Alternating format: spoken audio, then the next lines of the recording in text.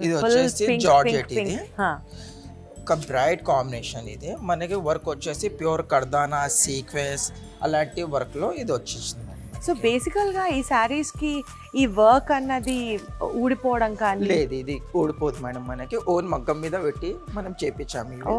Scallop border తో scallop border అసలు ఎంత బ్రైట్ ఉందో ఈ కలర్ సారీ టూ గుడ్ ఉంది కదా.